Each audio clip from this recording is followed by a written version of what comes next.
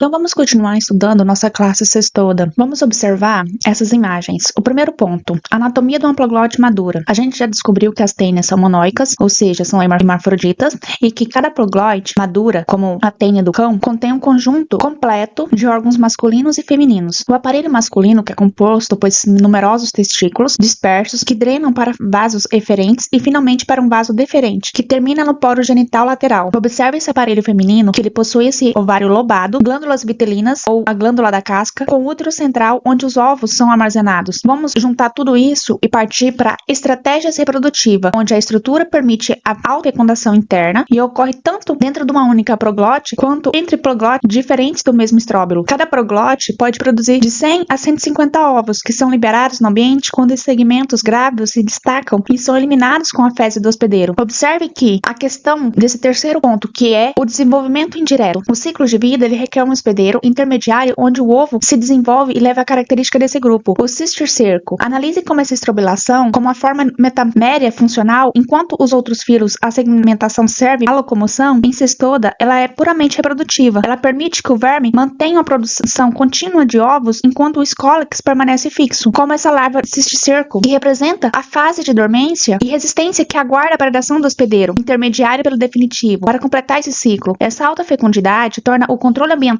um pouco mais desafiador, pois o único hospedeiro infectado pode continuar contaminando vastas áreas com milhares de ovos diariamente. Do ponto de vista clínico, é essencial diferenciar o tratamento de tanise com o verme adulto no intestino da cisticercose, que é a presença dessas larvas cisticerco nos tecidos, porque fármacos como praziquantel e albendazol, eles possuem protocolos distintos para cada forma clínica. Enquanto cisticercose residual existe uma condição de maior gravidade, porque tem acompanhamento tanto por imagem para monitorar a morte dessas larvas e as respostas inflamatórias, vamos observar essa alta complexidade do sistema reprodutor, cada segmento. Qual que seria a consequência biológica se a Taenia solônia perdesse a capacidade de realizar essa autofecundação? Acontece que, como esse parasita frequentemente ocorre sozinhos no hospedeiro, daí o nome solitária, a perda da autofecundação impediria a produção de ovos férteis, inviabilizando a continuidade no ciclo de vida e infecção de novos hospedeiros intermediários. Então, se a gente se perguntar de que maneira a autofecundação interna em cestoda contribui para o sucesso do parasitismo em hospedeiros solitários e quais seriam as possíveis desvantagens genéticas dessa estratégia a longo prazo, a resposta estaria que a autofecundação, ela garante reprodução mesmo que haja apenas um indivíduo no intestino, que é a solitária, assegura a colonização do hospedeiro. A desvantagem é que é a redução da variabilidade genética devido à endogamia extrema, o que pode limitar a adaptação de novas defesas do hospedeiro ou mudanças ambientais. Farmacologicamente, por que a identificação de ovos de tênia no exame de fezes não permite diferenciar entre a solânia e a sarginata? E por que essa diferenciação é vital para o aconselhamento farmacêutico sobre o risco de cisticercose humana? Acontece que os ovos das duas espécies são morfologicamente idênticos. A diferenciação que é vital pode ser porque se apenas a ingestão dos ovos da solânia pode levar a cisticercose humana, onde o homem atua como hospedeiro intermediário, uma condição potencialmente fatal se atingir um sistema nervoso central, que é a neurocisticercose.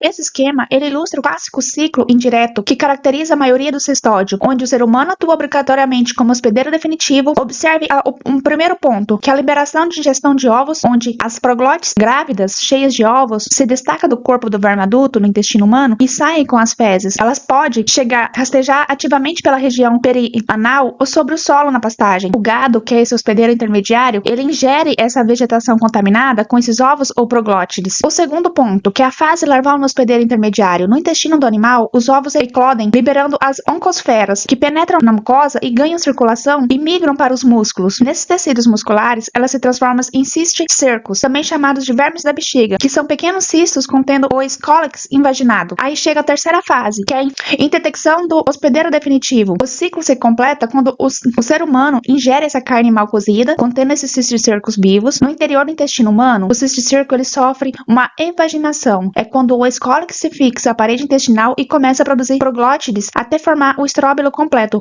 reiniciando o ciclo. Analisem essa especificidade trófica desse ciclo. A sarginata, ela depende exclusivamente da predação humana ou do consumo da carne para fechar seu ciclo, o que demonstra essa coevolução estreita entre o parasita e hábitos culturais e alimentares humanos. Como essa capacidade de rastreamento das proglótides aumenta a dispersão dos ovos, além do monte fecal original, otimizando essas chances de ingestão pelo gado. O controle desse ciclo baseia-se na tríade saneamento, inspeção de carnes e a educação alimentar. Do ponto de vista farmacológico, o tratamento de Tenianise, ele foca na eliminação do verme adulto para interromper essa liberação de ovos no ambiente. Contudo, deve-se estar alerta para a diferença crucial entre espécies. Enquanto a Saginata, o homem é apenas um hospedeiro definitivo, a Solonium, o homem pode ingerir acidentalmente os ovos e desenvolver cisticercose humana, onde a larva migra para tecidos como o cérebro. Se a gente considerar o ciclo de vida da Saginata, por que a simples melhoria do saneamento básico, impedindo fezes humanas no pasto, é tão eficaz para o controle dessa parasitose quanto o tratamento medicamentoso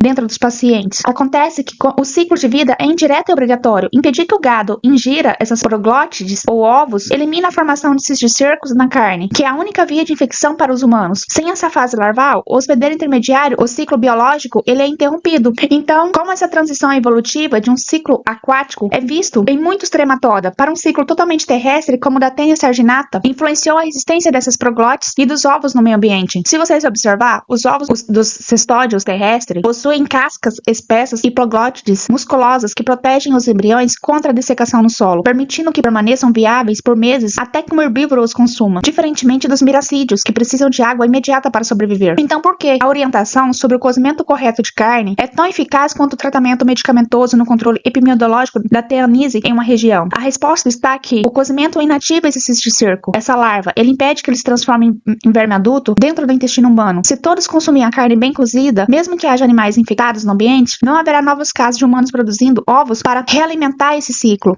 Então, para encerrar, vamos analisar essa tabela onde o cestódio, eles representam um desafio da saúde pública por utilizar animais de criação doméstico como pontes para infectar o homem. Primeiro ponto, a Tenianise e essa diferenciação clínica, que temos a Taenia da carne de boi, que é a Taenia saginata, que é a mais comum no homem. Ela é transmitida pela ingestão de carne mal cozida. Nós temos a Taenia do porco, que é a Solanium. Ela é menos comum, mas ela é clinicamente mais perigosa devido a essa possibilidade de cisticercose humana, onde o homem, ele ingere os ovos e atua como hospedeiro intermediário. Nós temos também o segundo ponto, que é outro cestódio de relevância. Se a gente observar, o latum, que é a tênia do peixe, ela ganha a importância com o alimento de consumo de peixes crus ou mal cozidos. Seguindo essa lista, nós temos também a tênia do cão, que é frequente em crianças que convivem de forma pouco higiênica com esses animais de estimação infestados por pulgas. O terceiro ponto, hidatidose, que é essa condição grave onde o estágio larval desse cisto hidático se desenvolve em órgãos como fígado e pulmões. Esse cisto, ele pode crescer por anos, ele pode atingir o tamanho de uma bola de basquete, exigindo frequentemente intervenção cirúrgica complexa. A hidatidose, ela é mostrada nessa imagem, por exemplo, e ela pode ser assintomática por décadas. O diagnóstico precoce por sorologia é fundamental. Em caso de neurocisticercose, o uso de corticoide associado com antiparasitários é mandatório para evitar que a resposta inflamatória aumente a morte das larvas e cause danos neurológicos irreversíveis. Mas se a gente analisar essa tabela, por que a saginata ela é descrita como mais comum em seres humanos, enquanto a infecção pela granulosos é considerada muito mais perigosa clinicamente? Acontece que a saginata ela é muito comum porque o consumo de carne bovina é global e ela causa apenas Tenianise intestinal, menos grave. Já o granulose, ele causa cistos hidáticos em órgãos vitais que pode crescer massivamente, causar compressão de tecidos e morte ao se romper, apresentando um risco cirúrgico e sistêmico muito maior. Gente, até a próxima aula!